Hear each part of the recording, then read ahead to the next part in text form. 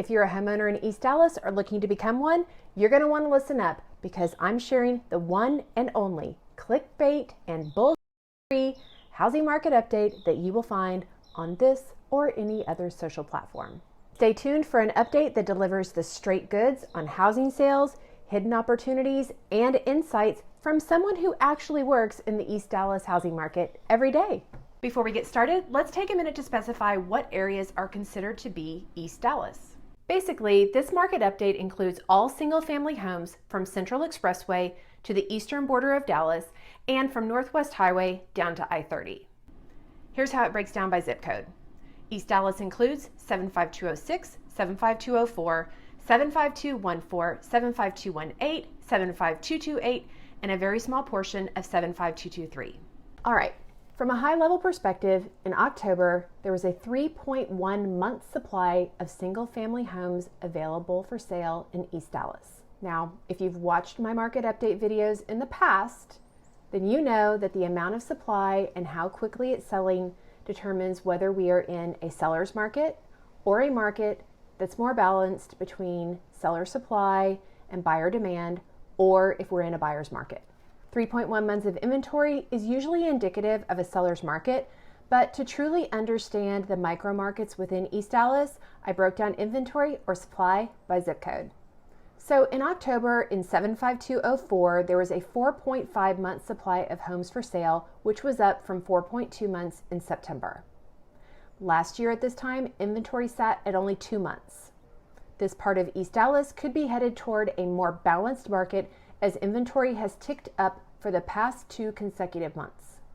Supply was tighter in 75206, where there was only a 2.8 month supply of homes for sale. That was up from 2.5 months in September and also up from 2.3 months in October of 2022. 75206 is still in a seller's market. Inventory was even lower in the highly coveted 75214 zip code. In October, there was a 2.5 month supply of homes available, which was up from 2.3 months in September of this year and up slightly from 2.1 months in October of last year. Inventory ticked up again in the neighborhoods on the east side of White Rock Lake. In 75218, there was a 4-month supply of homes for sale, which was up from 1.9 months in October of last year. In 75228, the most affordable part of East Dallas, there was 3 months of supply compared to 2.1 months a year ago. Again, this part of East Dallas is still a seller's market. The normal trend for inventory in our market is for it to start dropping off in November and go up again in spring of the following year when the weather heats up and buyers come back to or enter the home buying market. We'll need to wait until the start of December to determine whether or not the market is sticking to its normal cycle.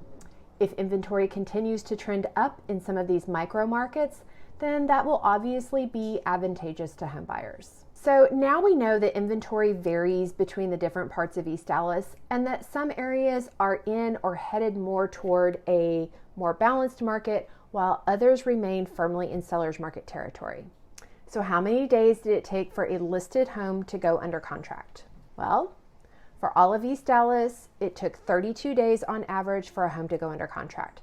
Much like inventory, days on market has been trending up, but remains historically low when you zoom out and look back at the last 10 years. In October, 75214 had the highest number of days on market and homes sold most quickly in 75228. The other micro markets within East Dallas were right around the average for the area as a whole. So once an East Dallas home went under contract and closed, how much of the seller's original asking price did buyers pay? In October, the average list to sale price ratio was 95.8%. That's a slight drop from 96.7% in September and 96.5% in October of 2022. Additionally, there was not a lot of difference in these ratios from one zip code or micro market to the next. Well, moving along to everybody's favorite topic, interest rates. Mortgage interest rates peaked around 8% toward the end of October, but have come back down to 7.625% for a 30-year fixed rate note with no points to buy down the rate. There have been some economic reports in the last week or so that indicated that the economy may be starting to slow down enough that the Fed will halt further rate increases. That's great news because what we're seeing right now in the market is that when rates stabilize or drop ever so slightly, buyers come back to the market and properties go under contract more quickly. I think the biggest question on everyone's mind is when will the Fed start dropping rates?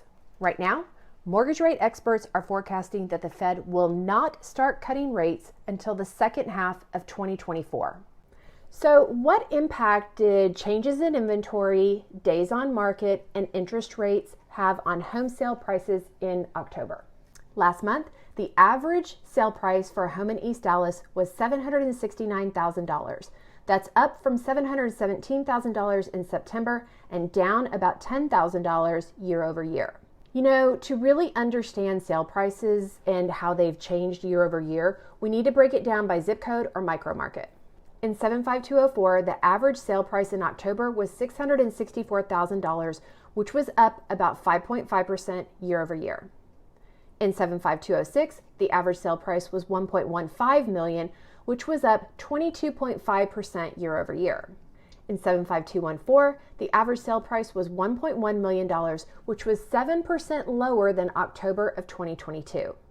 So this shocked me, and I decided I needed to do a little deeper dive into this area and found that sale prices for resale homes are being sold by individuals, were down about 15%. However, homes that were newly constructed and being sold by builders were up a whopping 38% year over year in 75214.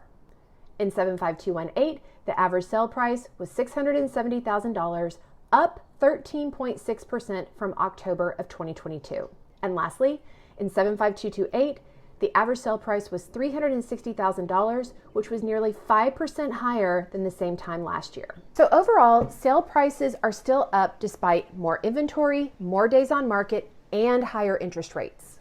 One of the best indicators of what lies ahead for November is to look at how many home sales are currently pending. When a home sale has shifted to the pending status, it means that the buyer and the seller have met their contractual terms and they're simply waiting to close. Right now, there are 101 single-family home sales in East Dallas that are pending. This is down ever so slightly from 107 sales pending in October of 2022. On average, these homes were on the market about 60 days before going under contract. I'll be able to tell you more about how days on market have impacted those sales in next month's update. So, to recap, supply or inventory varies from one zip code to the next. In October, it took about 32 days to sell a home in East Dallas. Days on market have been trending up, but it does not appear to have had a hugely negative impact on sale prices. On average, East Dallas homes are still selling pretty close to the seller's original asking price, and the average sale price and appreciation varies quite a bit from one zip code to the next. Generally speaking, I think that our housing market remains healthy, but I do think that there are some opportunities out there for home buyers. Opportunity number one, consider buying a home that needs a little updating. Why? Because flippers are lowballing these sellers and the sellers are not falling for it. There are some opportunities out there to get into great homes in great neighborhoods and add your own improvements or finishes to the property. Also, there are some really great loan products out there that will allow you to roll your improvement costs into the total loan amount. Opportunity number two, sellers who have been on the market longer than the average number of days for their neighborhood may be open to making a contribution towards your closing costs for a permanent or temporary rate buy down. This can help lower your monthly payment substantially. Opportunity number three, sellers who have been on the market for a while may also be open to selling to a buyer who needs to sell their existing home in order to buy their next home. This is called a contingency for the sale of other property. Now, I'm still not seeing it a lot in our market, but again, sellers who have the time and who have not received any other offers may be open to it. If you want to learn more about buying and selling homes simultaneously, check out the video that's linked below. Opportunity number four. If you're a buyer who has been sitting on the sidelines waiting for rates to drop, I think you need to consider a few things. The first is that home prices continue to go up in most parts of East Dallas. So will you qualify for a home next year that's valued 10 to 20% higher than it is today? And do you want to put yourself in a position where you're competing with other buyers?